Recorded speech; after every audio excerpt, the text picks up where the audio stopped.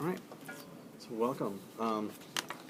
So we're going to be asking you a series of questions, and towards the end, the last 5 minutes is going to be a tech-based question, and I have a laptop here for you, so that you can answer the question.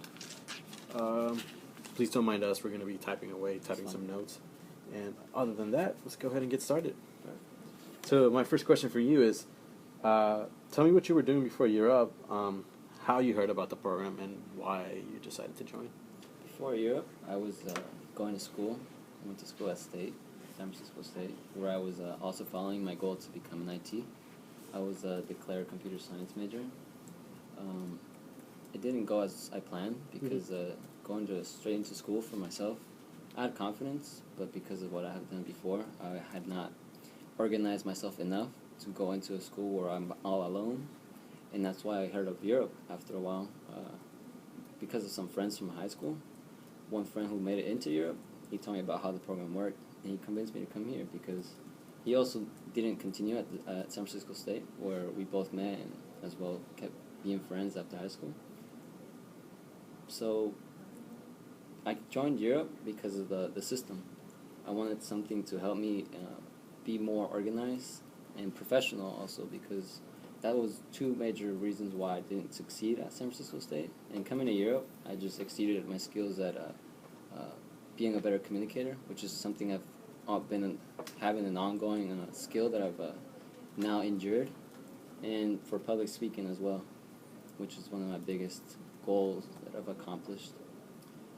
Also for my technical skills, or hard skills, I would say, for computers, I've endured those coming here to Europe, which is the reason I joined, because knowing that Europe is going to help you get into a tech company was always been that job I wanted that I never got before or after high school. Yeah. Awesome, thank you. So why do you want to work in tech? Why do I want to work in tech?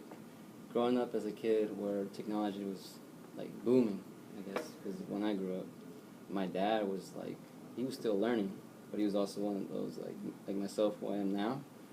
I'm in his shoes now, and I want to be that person who gets into the tech world.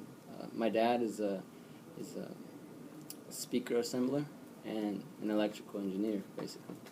He's my reason why I'm here, and the reason why I like technology so much, because when I was born, there was no computer at home, but like when I was 5, a computer showed up at my house, and I was like, whoa, I gotta look at that. And once I hit like 10, 11 years, I was 11 years old when I started like going to that computer, learning all the stuff by myself, going to YouTube maybe 3 years later, and I started getting into it. And then I got my first computer for free from a friend, which was just for school, but also I was trying to learn how to get around it. And now that's why I wanted to get into the tech world. What was your biggest challenge or growth area during learning and development? What did you do to overcome this challenge? And what specifically will you do to plan ahead and make sure you're set up for success at internship? Good question. For myself, my biggest issue, I'd say it was I have great confidence. So coming in, I'm like, I got the discipline. But when it came to the learning and developing phase, I could say I could be more disciplined in terms of how I do my work, getting it done earlier, so that I have time to help others, because that was a crucial part of feedback that I've got before, that I should help others and not just help a certain group, so I can help the other group as well. I leave people that need help to the side sometimes because I have to finish my work. So I'd say discipline, because I want to be that person in the community helping others. Awesome. So you've had a chance to review the different internship descriptions and job descriptions, right? Mm-hmm. So of the different job descriptions, which one stands out to you the most, and what can you explain to me why you think you would be a strong candidate for that position? Okay. Joining Europe, I was really into IT. Now that I'm at Europe, now that I've gone through the program, I wanted to focus more on software. So QA was a big interest for me as a track here at Europe, and as a future goal, becoming a software engineer, I feel like I'd be a better fit for that because of how I've looked into computers. I'd say I could build a computer, but I feel like software is a bigger thing, and software is something I can explain better than going into detail about a computer. Computers are getting smaller and smaller because software is more is there's more software than there is material now. We're losing that material as the years go by. So I feel like software is for me because of where I stand in the age group, and where I will be in the next 10 years, let's say. Yeah. So what I'm trying to say is just to make it simpler. We have laptops now. When I was little, we didn't have the laptops that we have now that are so skinny and small. Software has helped us make computers run in different forms so that we don't heat up. The computers don't heat up as much as they used to. So I feel like software is a crucial part of technology right now. So why do you think that you'd be a strong candidate for a QA position? Okay. I feel as if, well, going through Europe, let's say, I give you an example because of Europe. When we do explaining off of operating systems, I was probably sitting in this class, like, I already done this, but I have to sit there and learn. But my job was to help others, which is what I did. So I'm really good at explaining things. As we go back to, what was it? If I explain to you what we do on Word, how do I open it, where do I find it, I can tell you where that is. You go to the Start button, you go to All Programs, which is on Windows XP, which is back in the day. Now everything is so simple, but if we went back, I could explain all that to you by memory. So I feel as if I could explain to you where every software is, how it works, and what it's for. Okay, thank you. So, Jorge, my question for you is, as we approach key release dates or project deadlines, things can get pretty hectic around here. How do you manage these high pressure / like stressful situations? I love that question because a lot of people tend to just give up and just, like, you know, they ruin their whole week by stressing themselves out. Myself, I tend to go out, maybe into nature, or I take my time off to go play some soccer. I give myself some time to breathe, because if you don't, then you're just going to be stuck there like looking at the screen doing nothing. So I tend to just relax, find a way to relax, find a comfort zone, find a quiet place, and forget about what I was doing and come back to it later. That's what I do. And if I had a second option, I'd say feedback from other people so I can proceed and be more productive at that moment would be helpful for myself. Is it more important to lead, or is it more important to compromise, and why? Is it more important to lead or compromise? I'd say it's more important to lead, because if I go back in time, when I was working at the deli department that I was at before Europe, which I worked there for 2 years, where I would make sandwiches or serve salads or cut meat. I worked with an assistant manager who was not the best. She was very, when we had customers that she couldn't understand, she would get very aggressive towards, and that's where I would step up and be the leader and be an example as well. And everybody in that department I was in would look at me and say, you know, this guy's the new person who's doing all this for us, you know. So what I was trying to do is keep our store standing strong, and me myself setting the example wasn't anything for me to feel good about. I just want my assistant manager to understand that it's not that hard to do it. Like, because she didn't understand the customer, she could have just asked for help. But I had to step up because, of course, customers want things in like 2 minutes or a minute. So stepping up, I'd say, was important at that moment. And I'd say leading is more important than compromising, because there is no going back. It's a matter of time. Like, if you compromise something, you're gonna take more time to do it. If you just lead and structure it and organize and set the example, next time the things will just work out even better.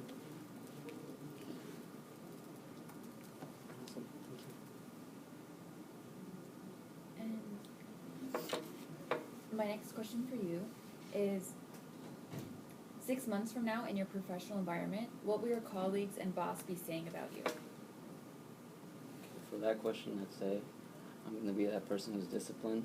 It's always going to be something in the same my whole life, discipline, where I'm going to be that person who gets work, gets it done, and can explain it afterwards for what I've done.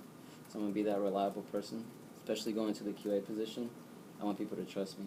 So I'm going to have people trust me, and then people say I'm that person who can work on their own, use the resources, and work, be a team player. Cool. I'm gonna ask you a scenario here, and I'm gonna ask you to walk me through it. And, so let's see here. So let's say you work on a desktop support team, right? And you're responsible for overseeing all of the company's electronics. Your boss tells you that that they are having trouble keeping track of small electronics like iPads and the chargers, right? And wants you to build a system to fix it. What do you do? What do I do? First, I'm gonna start by labeling every single thing, making sure I know what everything is. So if somebody else were to do it, they know what this is. Like, say, this is a book, this is a computer, this is the iPad, or yeah. So I would start by doing that. I would, of course, find a place where I'd organize every single thing. As this room is not super organized, but I'd say I'd make probably cubbies for each thing. I'd make sure everything goes in a certain area. And then in terms of battery life and all that, because that is a crucial part of technology nowadays, I would say making sure everything is charged and make a place for things that are not charged and places that are charged, so that we know what's going to work for the next event and what's not going to work for the next event, because we need to work on getting that stuff charged or fixed. Awesome, thank you. No problem. And what is your greatest strength in the workplace? My greatest strength? My greatest strength in the work area is being adaptable. I feel like I'm in a group. In terms of knowledge, I'm also I'm very tech savvy. If I was in that type of environment, if it wasn't a tech savvy environment, I'd still be able to adapt using my resources. Very good at asking others for help. So it's that adaptability. Okay. So, for the last final minutes here, this last question is going to be a tech-based question. Okay. Where to go? So let's say you're IT help desk support, right, at a company, and I'm a senior executive at that company. I have sensitive files on my computer that I want and I don't want my computer to take so long to go to sleep, right, because I fear people are going to steal my files. Could you help me change the time from 10 minutes to 2 minutes on how long my computer takes to go to sleep? Sure. You want me to show you? Yeah, please. So first of all, you can find the power button for your computer. We have one over here on the right top corner of the keyboard. Log in as Statman for this. So it won't take Oh, that okay. So you would find that account, of course, and you put in your password.